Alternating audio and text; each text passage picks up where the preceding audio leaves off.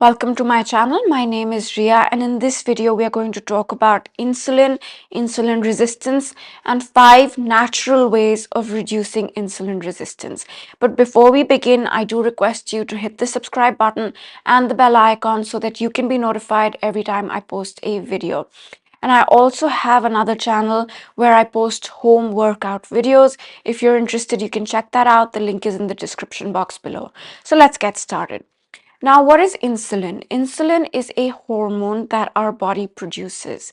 Insulin has many functions in the body, but one of the most important functions is to shuttle blood glucose into the cells, thereby lowering blood glucose, right? So it lowers blood glucose, and it does this by shuttling the glucose, the energy inside the cells. That's one of the main functions of insulin. Now, what is insulin resistance? Insulin resistance is when insulin is unable to do its job, right? When insulin is unable to reduce blood glucose and shuttle energy inside the cells. So that leads to insulin resistance. Insulin resistance is very common in diabetes type 2, and it is also quite common in PCOD, polycystic ovarian disease. So now I'm going to talk about 5 natural ways by which we can reduce insulin resistance. And the first and the most important is exercise, right? Exercise can potentially lower insulin resistance. Both aerobic training, which is cardio, and resistance training, which is things like weightlifting and strength training and toning workouts, a combination of these two can really help lower insulin resistance, right? So a combination could be maybe 3 times a week aerobic exercise and 3 times a week resistance training. So that's the first natural way.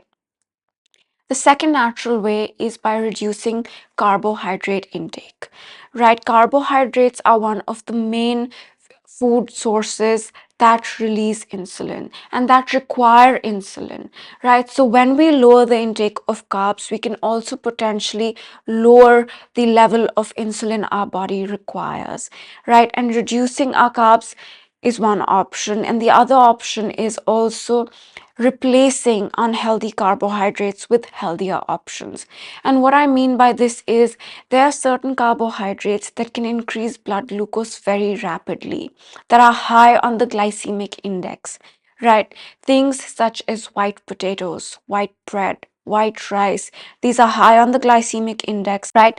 Replacing these with lower glycemic index carbohydrates such as steel cut oats, brown rice, sweet potatoes, quinoa, millets is a good way. So replacing these carbohydrates as well as reducing the consumption of carbohydrates in general can help with insulin resistance. The third tip to reduce insulin resistance is fasting. Insulin is released in response to food consumption, especially carbohydrate intake. But if we are eating constantly throughout the day without giving our body any rest from food, right, our insulin levels can stay high. And the goal is to bring those levels down, right? So fasting is a good tool to use, and nothing drastic, just a simple overnight fast of 12 hours is a good way to start, right? Eating dinner at say 7 p.m. and breaking your fast at 7 a.m. or 8 a.m., or eating dinner at 8 p.m. and having your breakfast next morning at 8 a.m. That can work, right? So 12 hours overnight fasting is a good first step to fasting and getting into reducing your insulin levels. The fourth tip ties into the first 3 tips, right, which is exercise, reduced carbohydrate intake, and fasting, because it's weight loss, right? And for weight loss, it becomes important that we pay attention to exercise and diet, and cutting down carbohydrates and fasting are good tools to even lose weight. It is important to lose weight because weight loss can reduce insulin resistance, right? And weight loss done in the right way with exercise, with strength training, and a good diet. Now, the fifth tip is a combination of 2 things, and I would say reducing stress and getting enough sleep is important, right? These days, we have chronic stress that's all the time, right? And we as humans are not built for that kind of stress. We are built for acute stress, and then stress gets resolved, right? But this chronic stress that comes with the modern lifestyle, that comes with the way we lead our lives, is not very good for us. And it's not good for us because when we get stressed, our body releases a hormone called cortisol.